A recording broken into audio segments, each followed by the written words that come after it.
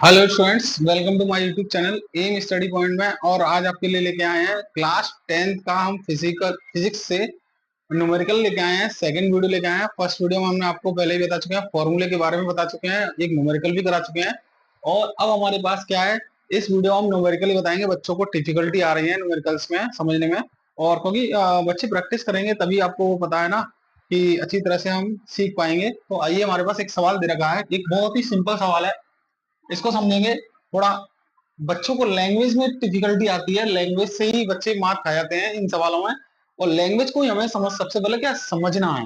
Language अगर समझ गए तो सवाल हमारा आसानी से हो जाएगा। कुछ भी नहीं है, नॉर थोड़ा सा ही कैलकुलेशन होता है, इसमें ज्यादा नहीं होता है। ठीक है, सबसे पहले हमारे पास क्या है, सवाल दे रखा है 7 सेंटीमीटर साइज का कोई भी बिंब है 18 सेंटीमीटर फोकस दूरी के अवतल दर्पण के सामने 27 सेंटीमीटर दूरी पर रखा गया है। दर्पण से कितनी दूरी पर किसी पर्दे को रखें कि उस पर वस्तु का स्पष्ट प्रतिबिंब प्राप्त किया जा सके, और स्थिति और आकृति बताइए। अब हम सबसे पहले देखते हैं इसमें दे रखा क्या है। सबसे पहले 7 सेंटीमीटर साइज का कोई भी बिंब है, बिंब मतलब वस्तु है, तो ये आपकी साइज है, आकार है, साइज है इसका। तो इसको हम एस से प्रदर्शित करते हैं। 7 सेंटीमीटर दे रखा है। 18 सेंटीमीटर फोकस दूरी, तो फोकस दूरी को हम पता है ना, किससे दर्शाते हैं आपका 18 सेंटीमीटर, एफ से स्मॉल से दर्शाते हैं। और ये अवतल दर्पण है, तो मतलब अवतल दर्पण में क्या होता है, माइनस का होता है। मैंने आपको फर्स्ट वीडियो में बता चुका हूं। दर्पण से कितनी दूरी पर, सॉरी, अवतल दर्पण के सामने 27 सेंटीमीटर की दूरी पर रखा हुआ है। कितने, 27 सेंटीमीटर की दूरी पर रखा है। तो हमारे पास यू कितनी है, यू कितना है हमारे पास, दूरी होती है किसकी, वस्तु की। तो ये कितना है, माइनस का 27 हो जाएगा, क्योंकि हमारे पास 27 क्या है, आपको पता है ना। 27 आपका दूरी है। दूरी को हम किससे दर्शाते हैं, यू से दर्शाते हैं। अवतल दर्पण है तो इसलिए सभी की सभी माइनस में होंगे। हमारे पास एस डैश नहीं है, एस डैश हमें निकालना है। और एक आपका बोल सकते हैं वी नहीं है, वी हमें पता नहीं है, वी भी हमें ज्ञात नहीं है। वी हम पूछ रहा है ना, रखे हुए प्रतिबिंब, प्रतिबिंब को किससे दर्शाते हैं आपका, भाई इमेज को किससे प्रदर्शित करते हैं, वी से प्रदर्शित करते हैं, तो वी को बताएंगे। और इसकी स्थिति और आकृति को बताना है। ठीक है, तो सबसे पहले हमारा फॉर्मूला होता है, दर्पण का फॉर्मूला ये होता है। तो इसको पुटअप करेंगे, वैल्यू पुटअप करेंगे, आंसर आ जाएगा 1/f। 1/f की वैल्यू कितनी रखेंगे, एफ की वैल्यू कितनी है हमारे पास, माइनस का 18 है, बराबर वी हमारे पास दे रखा है, दे रखा है नहीं दे रखा हमें निकालना है। ठीक है, यहाँ प्लस का सिंबल लगाएंगे। 1/v, यू कितना है हमारे पास, यू माइनस का 27 है, माइनस का 27 रखेंगे। ओके, इतना आपको रखना, मान आया होगा। अब इसको ये माइनस का है, ठीक है, याद रखना। तो यहाँ से वन अपॉन माइनस के 18 है, 18 है, बराबर v हमारे पास पता नहीं है। अब देखिए यहाँ माइनस, सॉरी प्लस माइनस है, तो माइनस का हो जाएगा 27। आई होप इतना आपको समझ में आया होगा। अब क्या करेंगे, इस 17 को हम 1/17 माइनस के 1/17 को इधर लेके आएंगे, तो ये किस में हो जाएगा आपका, ये आपका प्लस में हो जाएगा 1/27। ये माइनस का 1/18, जैसा कि जैसे हमने जैसा दे रखा है वैसा ही इसको मान रखा है, बराबर 1/b। इतना आपको समझ में आया होगा आई होप।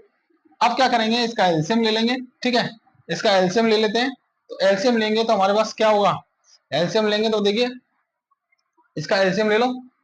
यहाँ से हम इसका लासा मासा निकाल लेंगे। तो लासा मासा कितना आ जाएगा इसका, मेरे हिसाब से इसका आएगा 54 आएगा। ठीक है, 54 आएगा। तो ये 50 और 27 से कितनी बार जाएगा, 2 टाइम जाएगा ना, ये 2 टाइम जाएगा। और ये कितनी बार जाएगा बताइए, 3 टाइम जाएगा नहीं जाएगा भाई, 3 टाइम जाएगा, सिंपल सी बात है। 18 का मतलब 36, 38 है 54। ठीक है, 3 बार टाइम जाएगा। और यहां से क्या हो जाएगा, 1/, कितना आ जाएगा हमारे पास, यहाँ लिख देते हैं इस जगह, यहाँ आ जाएगा 1/54 is equal to 1/v। Cross multiply करेंगे, v बराबर हमारे पास कितना आ गया, 40, सॉरी 55 आ गया, सॉरी 54 आ गया। कितना आ गया, 54 आ गया।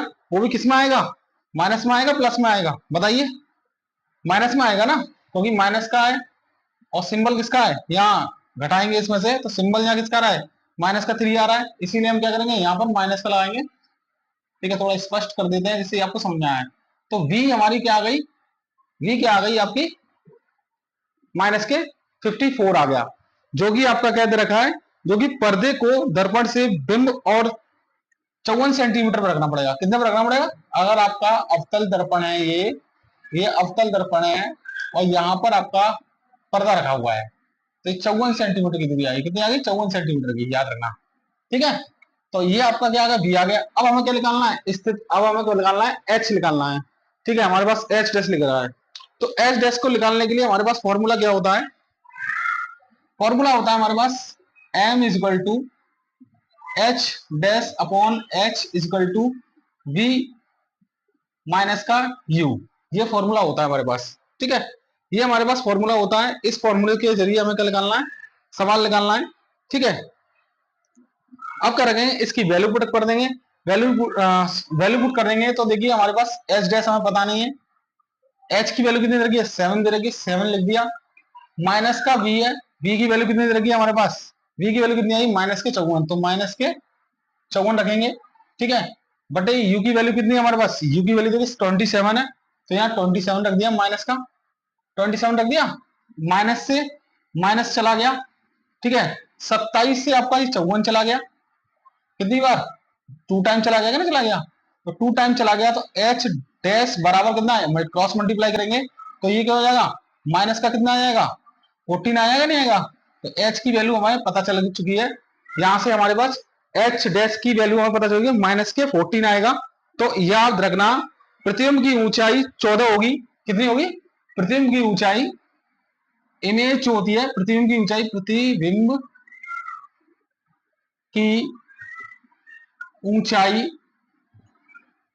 कितनी होगी? 14 होगी। ठीक है, 14 सेंटीमीटर आपका, यहाँ छोटा लिख दे रहा हूं थोड़ा, 14 सेंटीमीटर। ठीक है, ये आपका 14 सेंटीमीटर आ गया। और कैसा बनेगा? आपका उल्टा बनेगा। कैसा बनेगा? उल्टा बनेगा, क्योंकि आपको पता है ना अवतल दर्पण में क्या होता है? उल्टा बनता है प्रतिबिंब। कैसा बनता है? उल्टा बनता है। ठीक है, ये सवाल आपको समझ में आ गया, आई होप आ गया होगा। अब नेक्स्ट सवाल पे चलते हैं, सेकंड सवाल पर। ठीक है, आइए देखते हैं।